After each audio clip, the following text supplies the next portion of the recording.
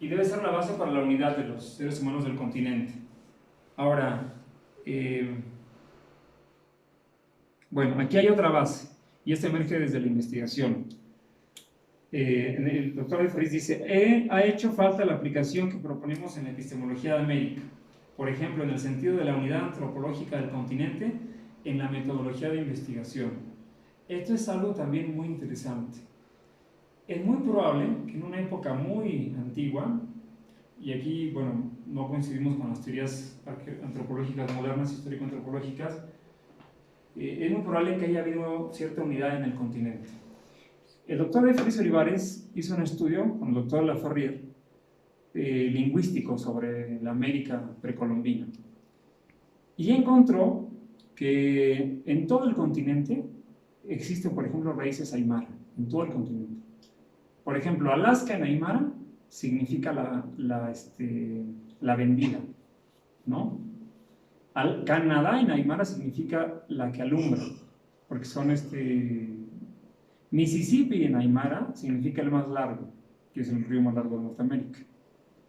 Yukon en aymara significa agua de oro, ¿no? Caracas en aymara significa pronto amanecer.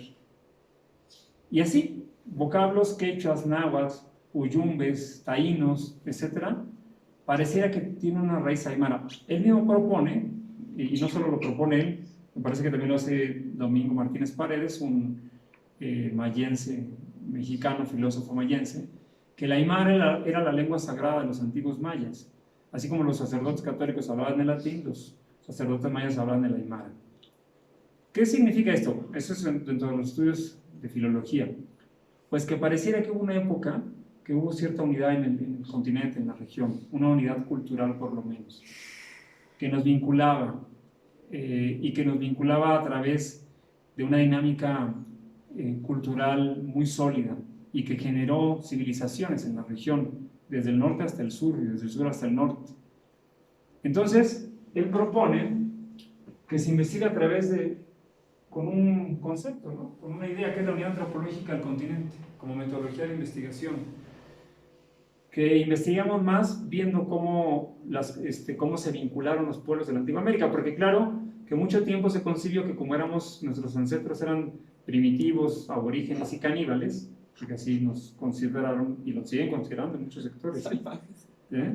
Claro, yo no entiendo cómo un grupo de primitivos así puede construir Sacsayhuamán, que es una obra arquitectónica que sobrepasa mucho de la ciencia arquitectónica moderna. Bueno, pero por ejemplo, no se concebía que hubiese habido comunicación entre quechuas e incas, o sea, entre aztecas e incas, o toltecas y quechuas antes de los incas. Y ahora ya se sabe que la hubo. Ahora se sabe que hubo mucho intercambio comercial a través de la navegación entre México y Centroamérica y en Sudamérica, desde Perú hasta Chile y Ecuador, que había intercambio constante. Se sabe que la zona centroamericana y caribeña hacían viajes desde la península de Yucatán hasta Cuba, República Dominicana, Puerto Rico y terminaban en Venezuela, taínos y caribes, ¿no? Entonces, y además empiezan a encontrar vestigios en común. No solo la similitud de los símbolos antropomórficos, algunos, otros homórficos, sino también la similitud de los conceptos y otras similitudes. ¿Y qué sentido tenían? Por ejemplo, los taínos eran en República Dominicana y en el Caribe en general, tenían fama de ser muy hospitalarios. Y existe la leyenda de que ahí se reunían los hombres del continente para solucionar, para pacificar cuando había conflictos o guerras, se reunían en esa zona para encontrar acuerdos.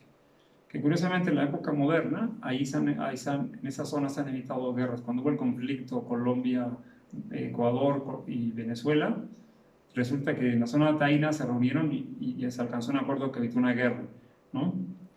Es decir, ha habido ya en otras épocas un intercambio, una unidad, pero esa unidad, el doctor David Félix Olivares y el doctor Rafael la descubren a través de la filología, y no solo ellos, hay muchos otros investigadores. No se investiga de fondo, porque nos siguen viendo como pueblos segmentados, como si viviésemos cada uno en su isla. Y eso no es lógico, tampoco.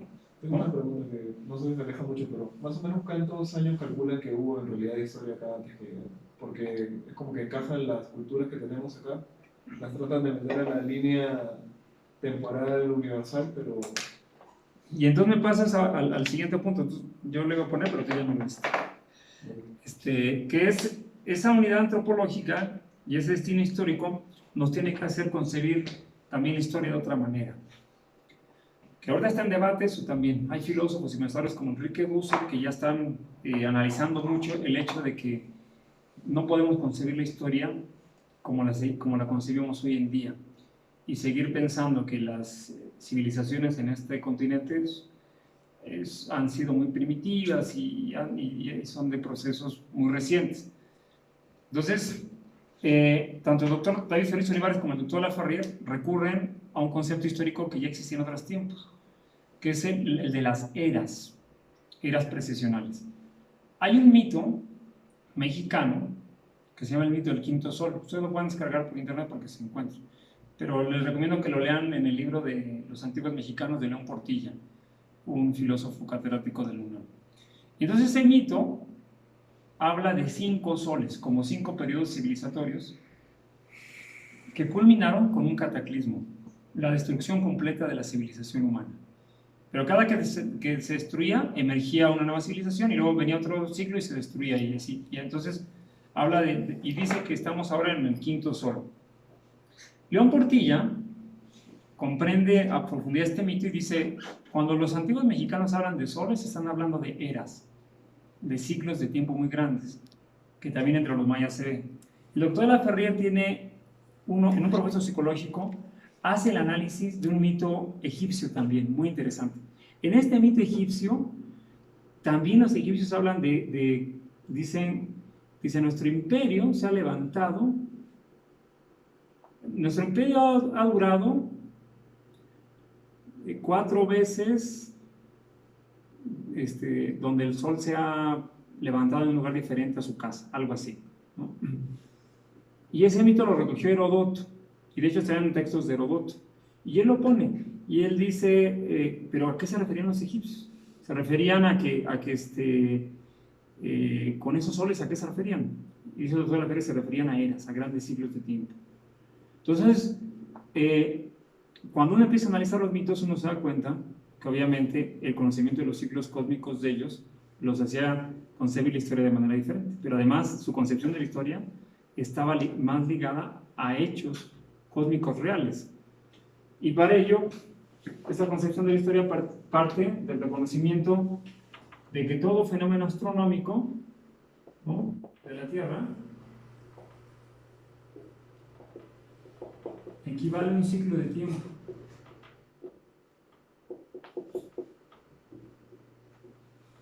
Que a su vez equivale a un ciclo de vida.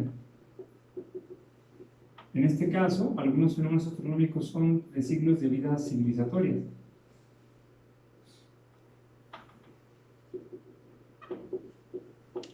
Y eso lo conocían y lo aceptaban los antiguos americanos. Entonces, por ejemplo, la rotación equivale al día y la noche,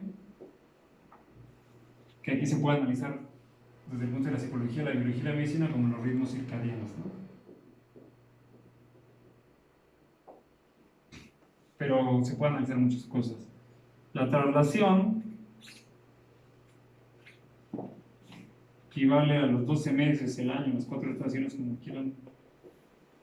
Y aquí ya hoy se estudian los ritmos circadianos, todos los procesos de la vida que están sujetos a esto, ¿no? Pero digamos, yo lo estudié en la universidad para ser muy científico moderno, los ritmos circadianos. Ahí tengo un libro que se llama Psicofisiología de la Sensual que habla sobre ello. Pero la Tierra no tiene 12 movimientos, la Tierra no tiene 2 movimientos, tiene cerca de 12, 14 movimientos dependiendo de la teoría astronómica, ¿no? El siguiente movimiento de importancia es la precesión equinoccial.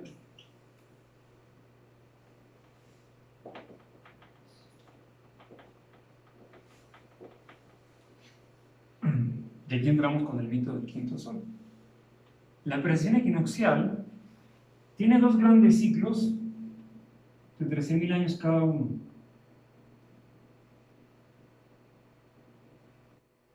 Y luego tiene 12 ciclos menores de en promedio 2.160 años cada uno. Y esto generaba, los griegos le llamaban el año de Platón, porque Platón lo describe en la República. Pero no solo Platón, muchos, los egipcios lo describen, y los mexicanos antiguos lo describen, y aquí hay muchos mitos que lo describen. Lo que pasa es que como son mitos y está en lenguaje simbólico, si uno no los analiza desde una hermenéutica y le haga entender el simbolismo quechua, pues uno se pierde y no pasa de que sea un mito pagano, no sé cuántas cosas lo adjetivan, ¿no? Pero estas eras precesionales generaban ciclos civilizatorios, 12 ciclos civilizatorios, dos grandes ciclos. En uno de los ciclos, que los hindúes le llamaban el Kali Yuga y el Satya Yuga, en uno de esos ciclos el norte dominaba y en otro de esos ciclos el sur. El norte del planeta y luego el sur del planeta. Pero además, dentro del norte había 6 pequeños ciclos y acá otros 6 pequeños, y diferentes regiones del norte y diferentes regiones del sur tenían apogeo civilizatorio. Ahora, esto es mucho más racional que las teorías de la historia moderna. Y lo voy a explicar por qué. Porque no es tan complejo. Lo que pasa es que todavía no llegamos a ese nivel de síntesis. Estamos apenas llegando, pero los antiguos lo tenían y el doctor Alfarriz Olivares lo retoman. Por eso es que en estos momentos ellos decían que América del Sur y América Latina en general son el destino de la humanidad.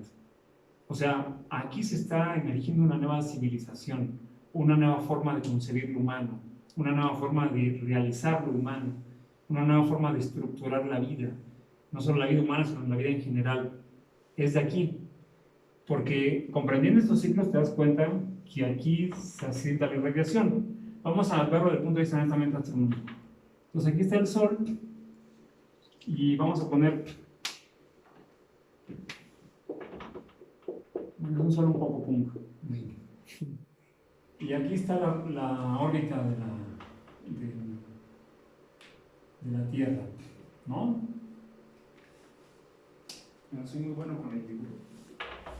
Vamos a hacer, para ser más didáctico, voy a tratar de, digamos que está así la órbita de la Tierra, ¿no?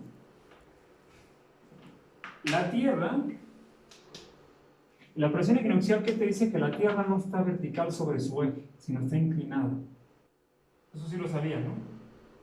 La Tierra no está así, sino está así. Su inclinación es de 23 grados, no me acuerdo cuántos minutos, quizá alguien de aquí se acuerda. 17 minutos creo. Pero está inclinada, de tal manera que si viésemos la Tierra en su órbita, en las 4 estaciones, por acá veríamos el 23 de junio, ¿no? ¿Sí?